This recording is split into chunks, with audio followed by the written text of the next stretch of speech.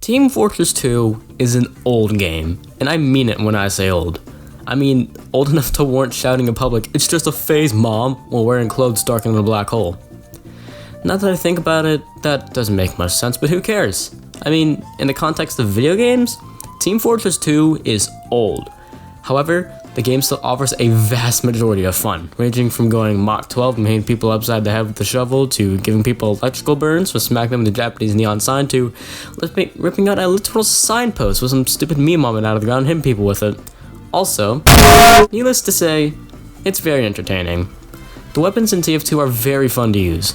Stuff like the rocket launcher allows for consistent damage from rocket jumping, the Invis Watch and the Disguise Kit allows spies to become invisible and trick their enemies, and the Bushwhacker just crits people who you threw your piss in a jar at.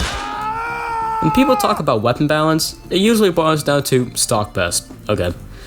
There are weapons that are widely known as bad weapons, stuff like the Thompson, Cow Mangler, Gas Passer, Cleaner's Carbine, and all that. Included in that list is the Classic, a primary unlock for Sniper. Sniper is known as the only long-range class in TF2, being able to kill anyone, anywhere, anytime.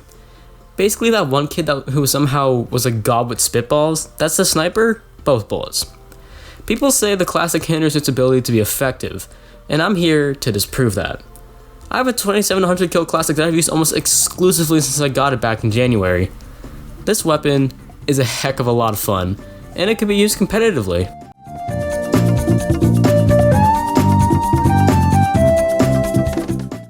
First, let's look at the stats. It does 10% less damage on body shot, and does no headshots until the rifle reaches full charge.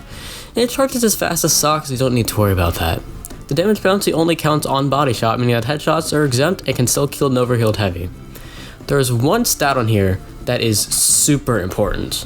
Charge and fire shots independent of zoom. Meaning, instead of zooming in and clicking mouse 1 to fire, you instead hold mouse 1 to start charging and release to fire it. It's kind of like the Beggar's Bazooka in a sense.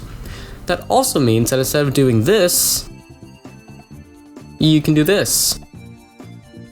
Trust me, it makes it a whole lot cooler.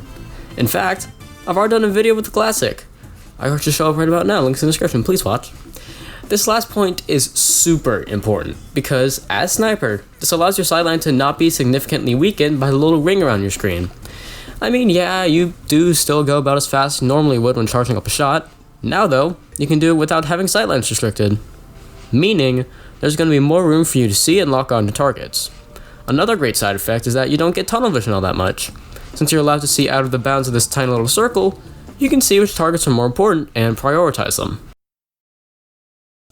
Let me tell you, I have had one of many enemy snipers say, "Wow, okay," or "Classic is bad, why do you use it?" or even "You're handicapping yourself," or even "You suck as a human being." That's because this thing will destroy other snipers, provided you have experience. Yeah, this is gonna take some getting used to. The whole hold down mouse 1 thing is very difficult for new snipers to pick up on. Even veteran snipers might have a little trouble with this weapon. But once you learn its secret power, it is so dang fun to use. Also Gibbs. Lots of them. The reason I brought up competitive a little earlier is because I've used this weapon in competitive. It works surprisingly well actually, although I don't have footage. Sorry guys. Due to your expanded view while charging, you can easily peek around corners, drop a medic or heavy or whatever class, and then drop back. Class battles and interactions are important in any game, and TF2 is no exception. In my opinion, the Classic is easier to use whenever other snipers would feel threatened. Like I said earlier, more view equals more awareness, which equals more Gibbs. Close range is designed to be Sniper's weak point, his Achilles heel. With the Classic, you can cover that weakness with a metaphorical metal sock and keep sniping.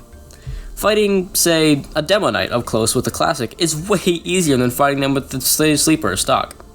Let me tell you, nothing is more hilarious than headshotting a WM1 Pyro when you're at 1 health. Also kinda terrifying, but hey, you win at the end of the day. This weapon destroys in sniper duels, provided you have experience. Previously mentioned, more view equals more awareness, which equals more Gibbs. It's also good for catching those snipers who have their thumb permanently tied to their spacebar, as all I have to do is charge, track, and shoot. They have to land and try to hit a quickscope before being reduced to a fine red mist. Once you get good with prediction, catching the snipers off guard is easier than ever. Scouts.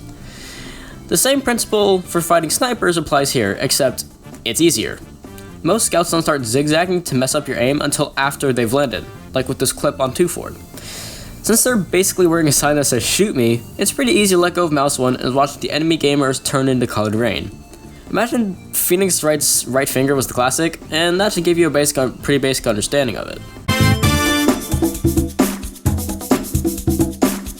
In conclusion, the classic is an underappreciated weapon that I only see whenever another sniper wants to counter me. It happens more often than you think. It's basically a scopeless sniper.